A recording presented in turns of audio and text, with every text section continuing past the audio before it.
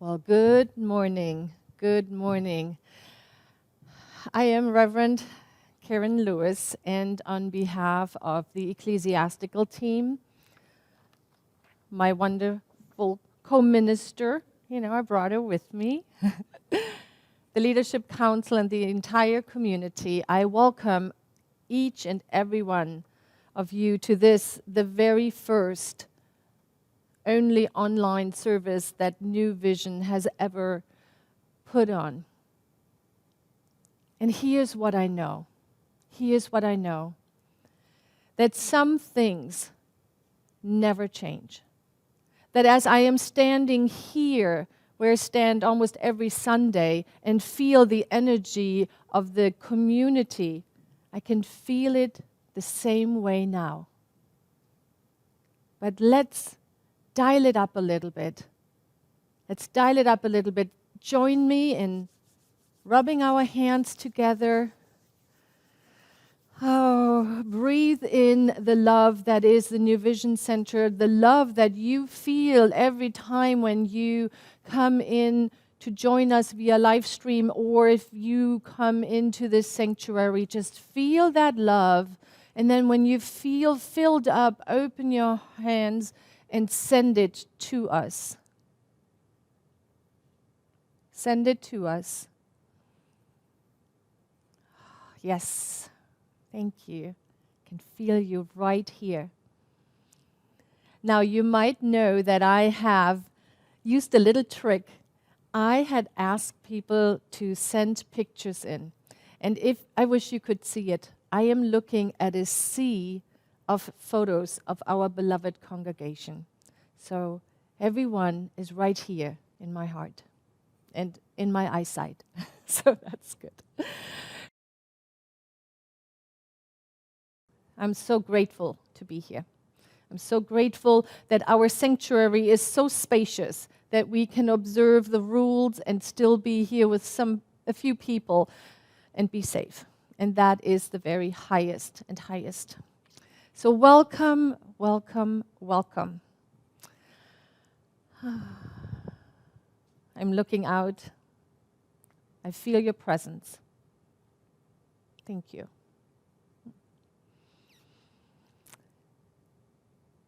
If you looked in our newsletter and you saw the theme that we have for this time, it is actually Modern Lent, Reflections of Faith.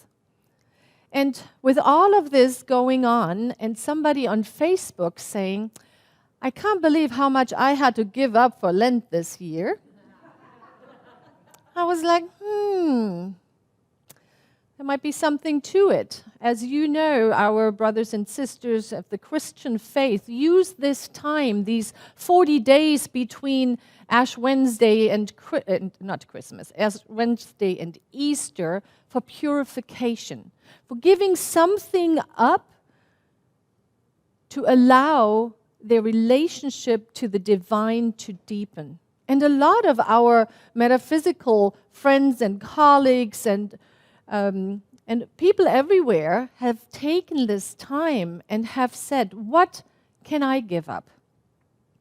I remember I had a long conversation with Reverend Leslie, and I said, I'm going to give up self-judgment. I am going to really work for these 40 days to accept myself just the way I am. To look in the mirror and not see wrinkles, but expression lines, experiences lines, as I was told earlier. To come to a mirror and be kind. That was my intention for these 40 days. Well, as you all know, as we all know, here we are. It is the 22nd of March, if you watch this at some future time. And we are in the middle of being called forth to give up a lot more. A lot more. And it brings forth a plethora of emotions. And I believe that we will look back at this time And depending on how we are in relation to what is happening, that will determine of how smoothly we're walking this out. As an individual, as a community, as a people, as a world. This is the time that we are called forth to remember our faith. Our deep faith.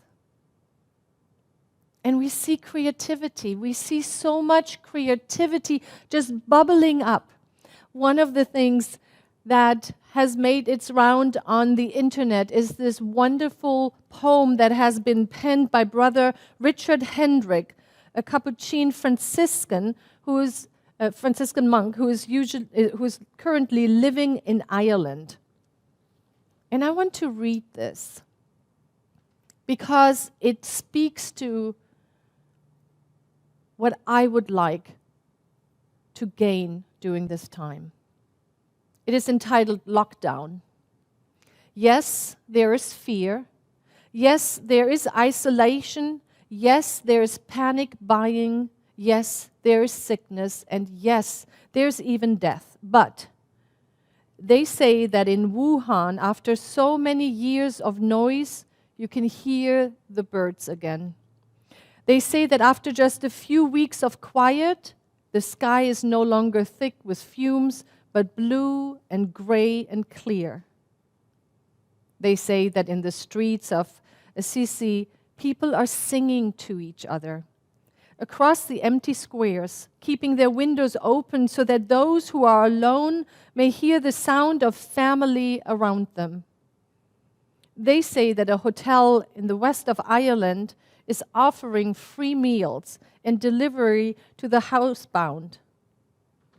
Today, a young woman I know is busy spreading flyers with her number throughout the neighborhood so that the elders may have someone to call on.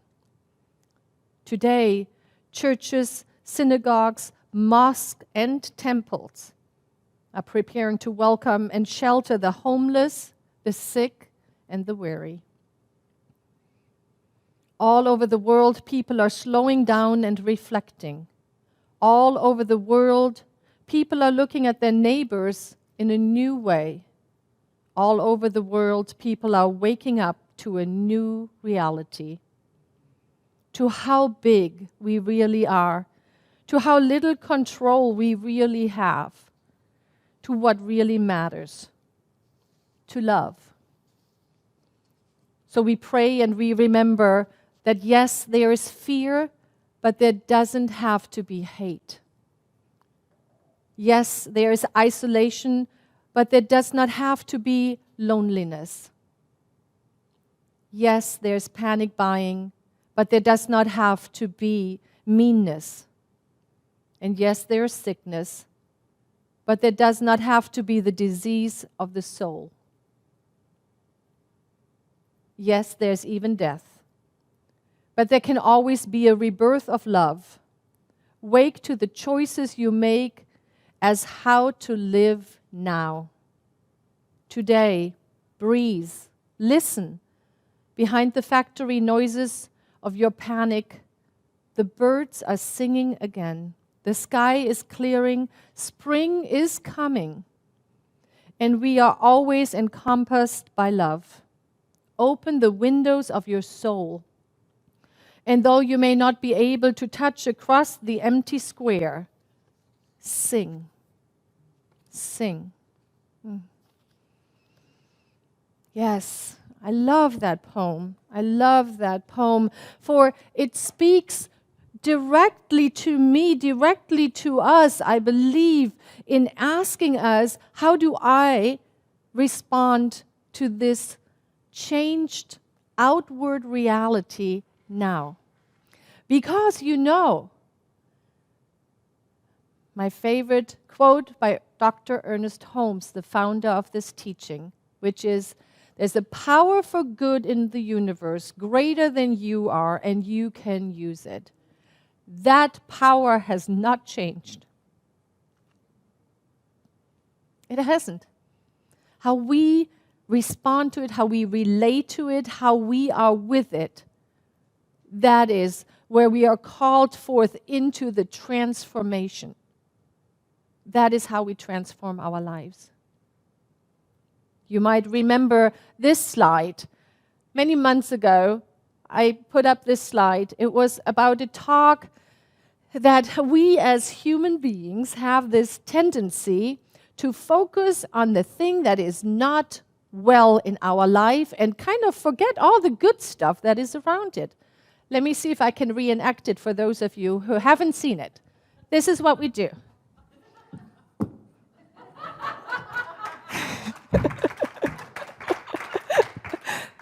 Right? I don't know if you relate to it, but I sure do. Something is happening, and that is what I see. That's all I can see. And all the good that is around it just, gets fuzzy.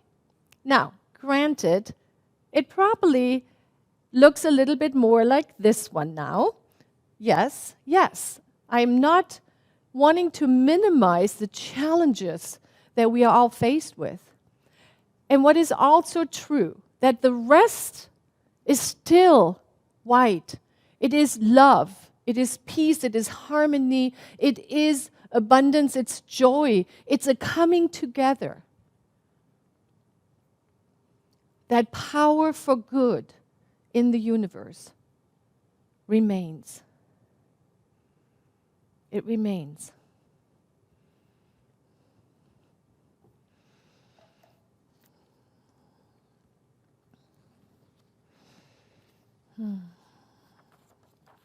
And what does it take for us to connect to that power? For me, it takes to breathe, to remember to breathe. Let's do that all together now. Let's really take a deep breath and exhale any restriction. Let's do one more. I promise the dogs and cats and everybody else around you who is watching this with you will get used to this. We're all getting used to it.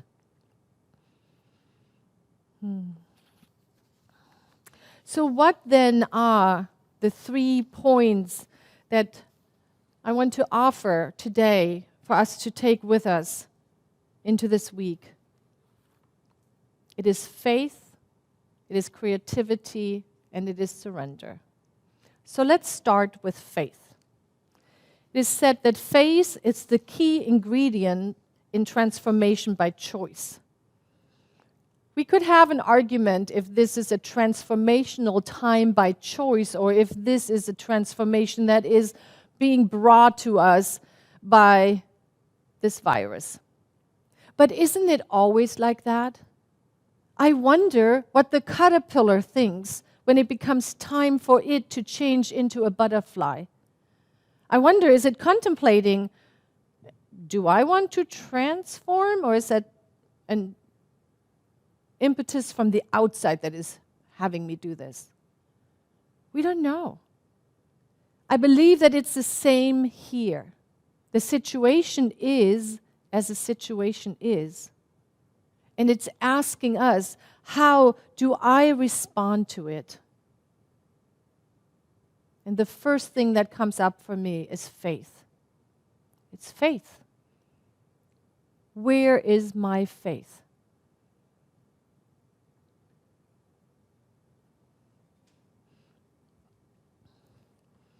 Dr. Ernest Holmes says, without faith and acceptance, it is impossible for us to change our life.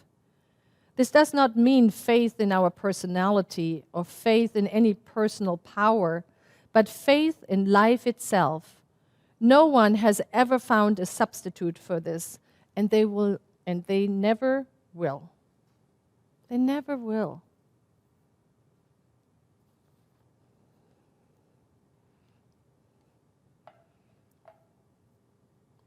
What can I do in those moments when I lose hope? When I am confronted with something that I'm not prepared for, I don't feel prepared for it.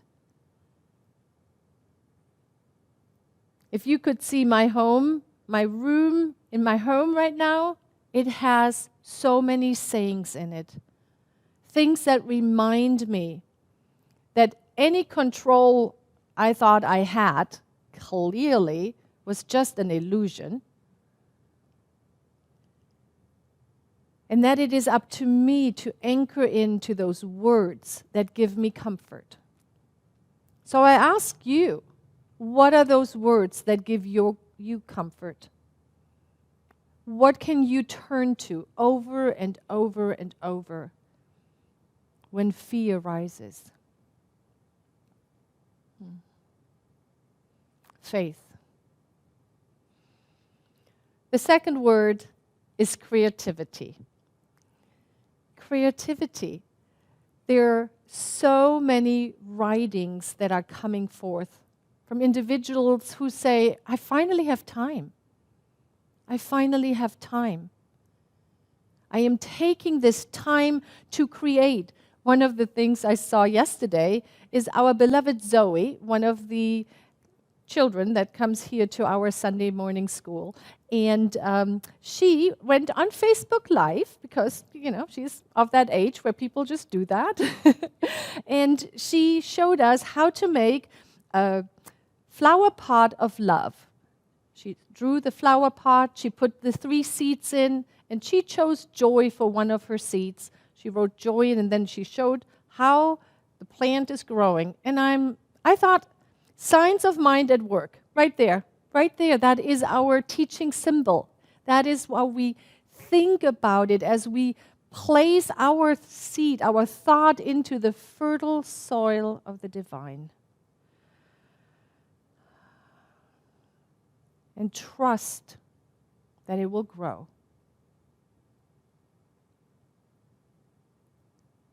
The plant that is growing is exactly what seed we planted there. It is joy. It is peace. It is harmony. And it has nothing to do with what's happening on the outside. For the power that is greater than we are has not changed. It simply hasn't. It is still the same. Creativity. Where can you give your creative gift? It might be in a song. It might be in a dance. It might be in calling someone and having a creative exchange, someone you usually don't talk to. This is a time of slowing down, of allowing those seeds to grow. It is a time to reflect what's important for us. And that brings me to the last point, and that's surrender. Surrender. I have had an interesting relationship with surrender. Not gonna lie. As I look out here, over here in the sanctuary, I have a bunch of pictures of my German family, and they will relate to this, because there's no German word for surrender that sounds inviting, none of them. Aufgeben. It just doesn't sound inviting. And yet, isn't this the time that we are asked to surrender whatever limiting beliefs we had? It is a time that asks us to practice acceptance of what is, within and without.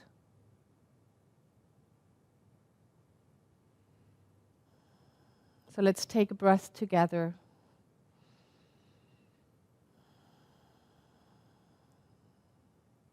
And right here in this moment, ask yourself, where am I called to accept even more?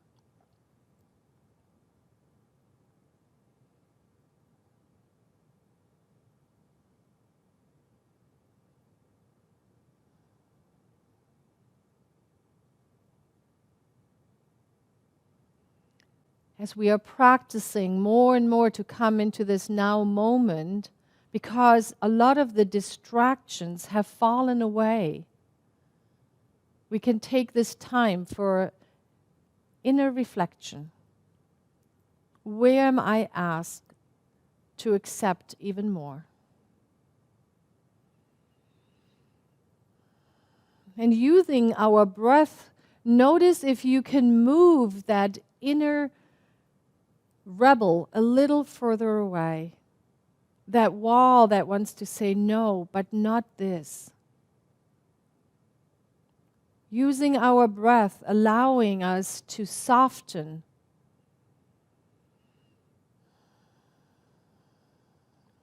To become a safe landing place for the changes that are taking place.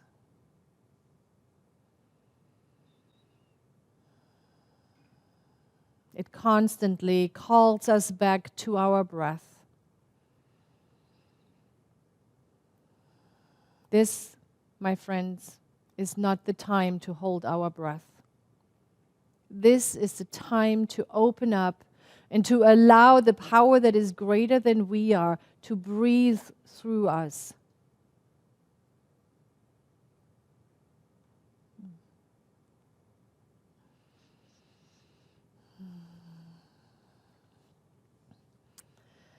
And so I want to leave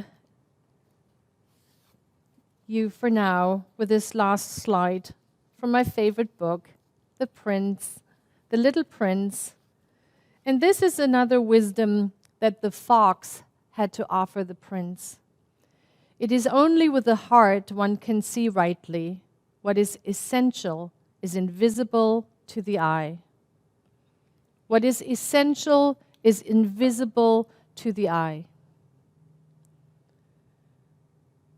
So my hope for all of us is that we allow this crisis to evolve us, to have us become clear what our gifts are, and to sing with windows wide open, and to allow the world to hear us. Now, tomorrow, next week, and beyond. Thank you.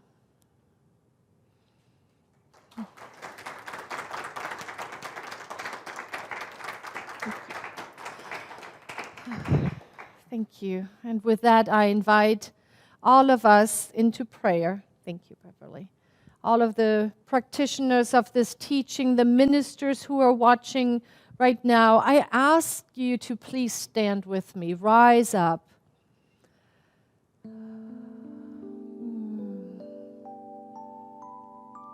As we do what we know how to do, to pray, to speak a spiritual mind treatment, our form of affirmative prayer, to know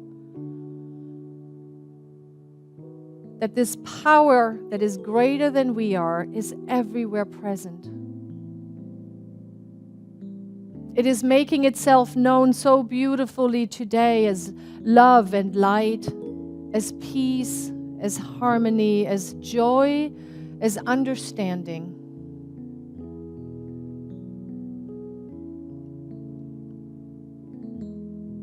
As I become so clear on the qualities of the divine, I recognize that they are within me, for I am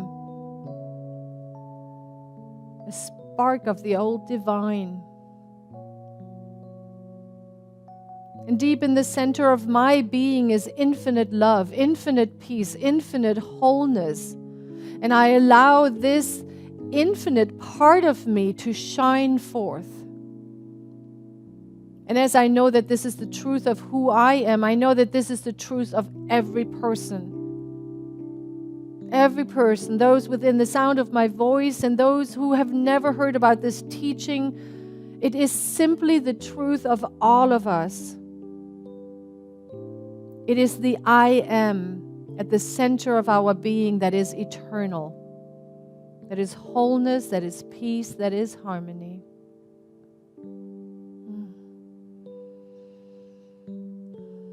And so how grateful I am to feel each beloved, the essence of who we are, all of us on this journey together.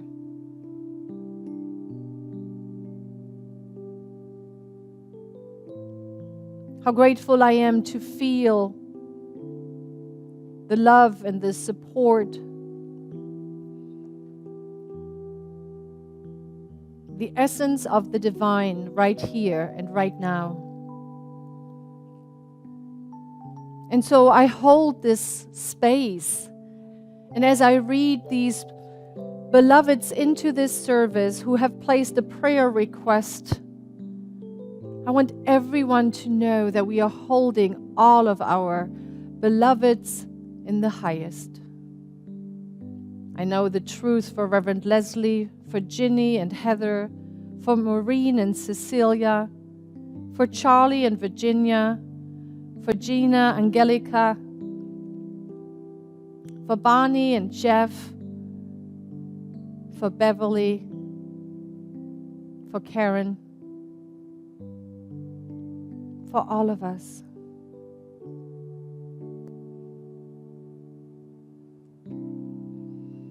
As we breathe in, as we know that the divine is right where we are, we open our mind, we open our heart, we open our entire being to the goodness of life itself. And so I place my word into universal law, the law that says, yes, my beloved, yes, it is already done. I call it good and oh so very good. And together we anchor this truth as we say, and so it is.